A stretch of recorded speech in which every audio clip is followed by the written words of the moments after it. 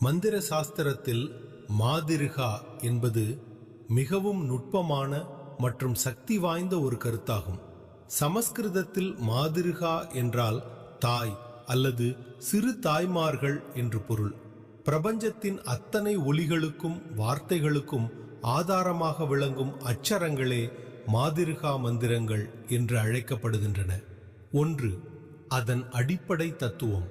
இந்த பிரபஞ்சம் ஒலியால் ஆனது என்பது ஆன்றோர் வாக்கு.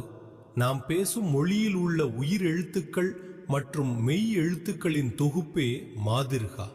அ முதல் க்ஷ வரையிலான 51 எழுத்துக்களும் தனித்தனி சக்திகளை கொண்டவை. இந்த எழுத்துக்களே பிரபஞ்சத்தின் படைப்பு, காத்தல் மற்றும் அழித்தல் தொழில்களுக்கு மூல காரணமாக இருக்கின்றன. 2. ஏன் இது தாய் என்று அழைக்கப்படுகிறது?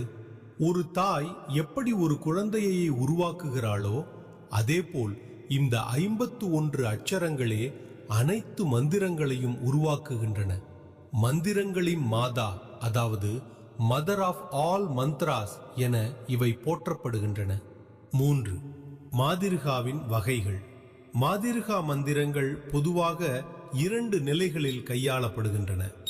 மந்திரங்களை உச்சரிப்பதன் மூலமும் சடங்குகளின் போது உடலின் வெளிப்புற உறுப்புகளில் அந்தந்த அட்சரங்களை தியானிப்பதன் மூலமும் செய்வது. நமது உடலுக்குள் இருக்கும் 6 ஆதார சக்கரங்களில் உள்ள இதழ்களில் வீற்றிருக்கும் எழுத்துக்களை தியானிப்பது.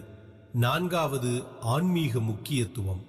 யோக கலையில் குண்டலினி சக்தியை எழுப்பும் போது ஒவ்வொரு சக்கரத்திலும் உள்ள குறிப்பிட்ட இதழ்களில் உள்ள அட்சரங்கள் அதிர்வுகளை ஏற்படுத்துகின்றன. உயிர் எழுத்துக்கள். இவை சிவனின் அம்சமாகவும் சக்தியின் வெளிப்பாடாகவும் கருதப்படுகின்றன. மெய் எழுத்துக்கள். இவை பிரபஞ்சத்தின் பருப்பொருள் உருவாக்கத்தை குறிக்கின்றன. சுருக்கமாக சொன்னால் மாதிருகா மந்திரம் என்பது வெறும் எழுத்துக்களின் தொகுப்பு அல்ல, அது பிரபஞ்ச பேராற்றலின் ஒளி வடிவம். ஒரு சாதகன் இந்த அட்சரங்களை முறையாக பயிலும் போது அவனது வாக்கு வன்மை பெறுவதோடு மனதுள் இருக்கும் அறியாமை நீங்கி ஞானம் பிறக்கிறது.